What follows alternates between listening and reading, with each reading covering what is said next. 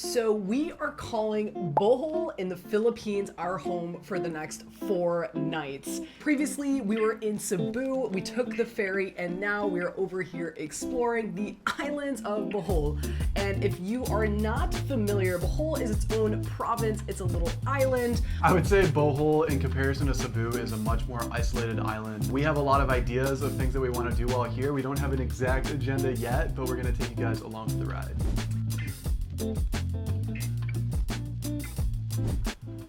This is part 2 video of our trip to the Philippines. So in the first one, we went to the island of Cebu and did a lot of cool excursions there. So if you haven't seen that one, make sure you check that out. So the place that we were staying at is called the Wander Nest. We found this place on Airbnb, and when we decided to stay here, the photos look gorgeous, which I will say it most definitely is. But the one thing that was a bit sketch about coming to this place to stay is we took a Grab, which is like an Uber, to get here. And our driver was like, "Is this the place?" I was like, "I have no idea. I've never been here before." We proceed to drive down a dirt road at night in such a narrow pathway surrounded by trees. And then luckily, this little oasis just popped out of nowhere. So let's give you a tour of our room. We'll show you a bit around our place. And to top it all off, at the end of the little tour here, we'll tell you how much this costs per night. Okay, welcome to our place. We are in Cabana 3. There's 3 different cabanas and then like one big villa, and then we have this huge pool area that's really nice. This is all like a communal space. I think this resort can fit up to like 15 to 20 people or something, so it's definitely on the smaller end in terms of resorts. But we have a nice little patio out the front, just some chairs, and they give us water that they said they can refill anytime. And coming in, it's a nice, cute little space. It's a bedroom here, lots of really cute decor. I guess this place is like 2 years old and it used to be pretty run down, and they remodeled the whole thing and made it all look really cute. Over here, you got the little kitchen space. There's a mini fridge down here that they already stocked with some of the local beers. They said, I guess they can refill that if we ask. A nice space. We don't really plan on cooking in here, but it's nice to have a little area. And then the bathroom, again, it's pretty cute, I would say. Has some nice little decor. I really like this shower. They have like rocks all around the boards and this like wooden platform to stand on. Just overall a pretty cool vibe, I would say. Okay, the rooms are not really what makes this place special. It is the service. Getting a floating breakfast delivered to us. Whatever we requested, right on the dot, right at 8 o'clock, we're ready to go. So in addition to getting served our breakfast on this beautiful floating tray, I can't imagine a better way to start the morning. This resort also has private drivers that can take you in a van or a tuk-tuk anywhere on Panglao Island. Now, if you want to go further than that, they have these other tours that you can customize. So we paid 3,500 Filipino pesos, which is equivalent to about $60 US, to have a private driver take us around all around Bohol for the day. So we're gonna go to the famous chocolate hills. We're gonna see the Tarsian little monkeys, which should be cool. And we're also doing like a river cruise. Full day planned. We are getting ready to head out now. And I promise I would tell you how much this place costs per night. We haven't even shown you all the fun little ins and outs of it, but guys, this place is $91 US per night. With the breakfast included, having all the incredible service, we got welcome drinks, they have free rides. There's definitely cheaper places here, like far cheaper places. Like the place that we ate at yesterday, there was a hostel. If you want to stay in that hostel, you could stay there for $6 a night. There is just huge variance. So we figured, why not splurge a little bit while being here and see what this experience has to offer.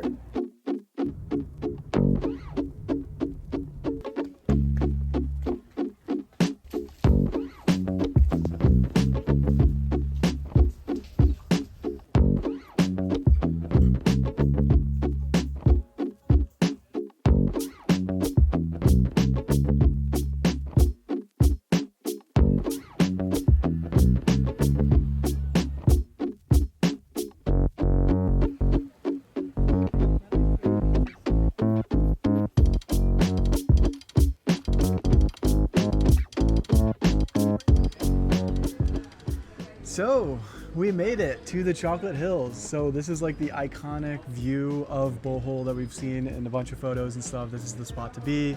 After a long day of other excursions, of seeing the keep forgetting the name. Tarsier? The tarsiers. Oh wait, let me show you guys something. We saw the tarsiers, and this was our souvenir. We're really not souvenir people, but we saw this and we just could not pass it up. I mean, can you see that? That is awesome. So we saw the tarsiers, which it is important to do your homework on where to go when you decide to go see these guys, because unfortunately there's some places that say that they're a sanctuary and more so just kind of More like a zoo. Yeah, much more like a zoo, because these guys are nocturnal. So when you go to see them during the day, you want to make sure that you're quiet and that you're not disturbing them. So yeah, but they were so cute. We saw probably 4 or 5 of them. They're probably the size of like maybe a tennis ball. And then afterwards we did the Lubbock River cruise. It was a little too touristy, but my God, that river is so gorgeous. And let alone, they play music, it's like buffet on the boat. But the guy that was singing, what an incredible voice, just really took me back. It was awesome. I feel like I couldn't help but just sing along. So that was really nice. Yeah, beautiful views. And then we made it to the famous chocolate hills of Bohol. And definitely before coming here, I had no idea that these things even existed. Doing some research, it is like the thing to come and see. And guys, there's nothing I feel that I've seen like this in the United States. I guess they're old coral reefs. So all this used to be underwater, and I guess it's now surfaced, and this is what we got. And then from here, we're just gonna head back to our place. But this tour that we did all day, we got picked up at 9:30 a.m. We'll probably be getting back at around 4 p.m. So I think all in cost us at about 5,000 pesos. Yeah, about 100 US dollars. Yeah, $100 to tour the countryside for an entire day. Do all this cool stuff. This is like the furthest spot that I think we're gonna go in Bohol. So the next few days, I think we're gonna stay more in the Panglao area. We might rent some scooters, see what there is to look at there, and enjoy the ocean. So stay tuned for that adventure. Okay, we now have 2 full days left on our trip, so just to catch you guys up on what we went through. So yesterday was a lot. We started off the day trying to get some wheels and trying to get some cash. We had 3 different credit cards and 1 debit card. We tried like 4 or 5 different ATMs. So we found out the final way to do that. What is it called? MoneyGram. So yeah, we talked to MoneyGram. some locals. They're like, oh yeah, like my husband lives internationally. He sends me MoneyGram. I just pick up my money from a pawn shop.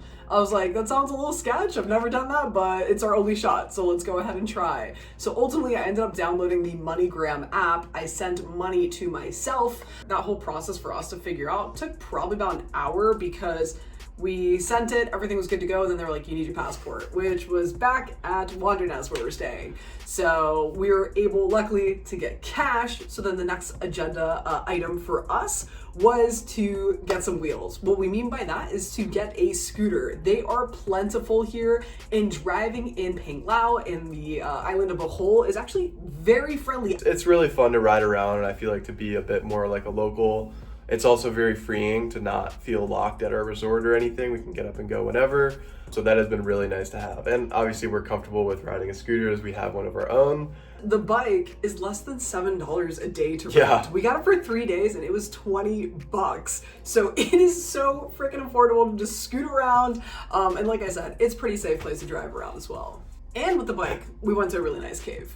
That was also like, I think it was 150 peso per person, working out to probably about $2.50 per person to go in the cave, dive in. It was just some cave that someone discovered. We did get soaked on the bike on the way over though. Someone discovered it in their backyard, and they're kind of running like a bit of what feels like a backyard operation. But it was very cool. We swam in the cave, and yeah, it was a cool experience. And today on our agenda is scuba diving. So neither Bren and I are PADI certified, unfortunately, but what does exist if you're not certified is called a Discover course, which is still done by PADI. So in the one that we found, we're doing 2 dives, both in the ocean. We're definitely gonna show you guys footage of that. We would have loved to get certified first coming here. Unfortunately, we were not aware that you can't scuba dive and fly in the same day. Yeah, you can, because you can get certified in a day and a half. And we were like, perfect, we got 2 days left, let's do that. But you need 18 hours between when you dive and then when you fly. Something good to know, which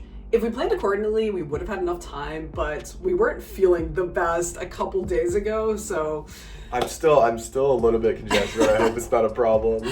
So yeah, today on our agenda, scuba diving, and the place is called Haka Dive Center. So let's take you guys with us.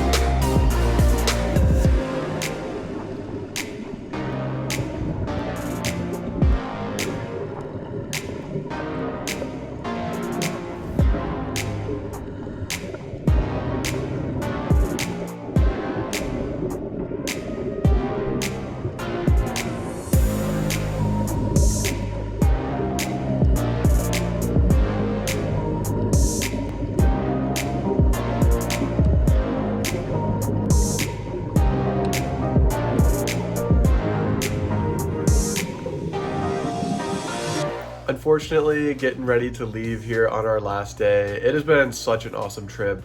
Yesterday, we did our big scuba adventure. Gabby was kick ass at it. It was my first time, so it definitely took me like some time to get comfortable. I definitely freaked out jumping in the water for the first time, and like I was the slowest one in the group. But yeah, once we went under, it was such a beautiful thing. I feel like just a lot to overcome for myself, just like fears of sinking in the water, but such a cool experience. I would like definitely do it again. You made such good progress. I mean, I'm a Florida girl, Michigan boy. I'm very comfortable in the water, so I was fine. But yeah, you made such good progress. The marine life we saw, though, I mean, the sea turtle. We saw such a huge sea turtle. We did 2 big dives, probably about 30 feet deep max. So it wasn't like crazy, but 2 like full 45-minute dives. The first one, it was funny. The guy was just like held onto my harness and kind of like torpedoed me around in the water. He was like your drone. He didn't want me to swim at all. I like tried to move my arms to swim, and he's like, no, stay still, and just carried me. And then the second one, we had a little bit more freedom. Yeah, no, awesome experience. I mean, I feel like a diving mecca here. It doesn't even have to be scuba diving. There's a ton of like free diving out here, snorkeling, island hopping, really whatever you want in a tropical landscape. I feel like they got it out here. I feel like we could totally come back and do a whole diving trip, but yeah, just got a little taste of what they have to offer here. But like you said, we're on our trek back. We extended our stay for a late checkout because we're so exhausted. Our flight's not till 8 p.m. So and it was raining here, so yeah. we gotta return our scooter and get ourselves to the airport. But yeah, from here it's just a long trek home. Probably about 35 hours home. I don't think we're gonna document the way back because it's gonna be long. If you guys stuck around to this point in the video, thank you so much. And honestly, we would love to hear any feedback you guys have in the comment section down below. I know that this 2-part video series has been a bit different than what we normally do. So if you guys like it, give this video a thumbs up. Thanks for tuning in to our travels, and we'll catch you guys next week.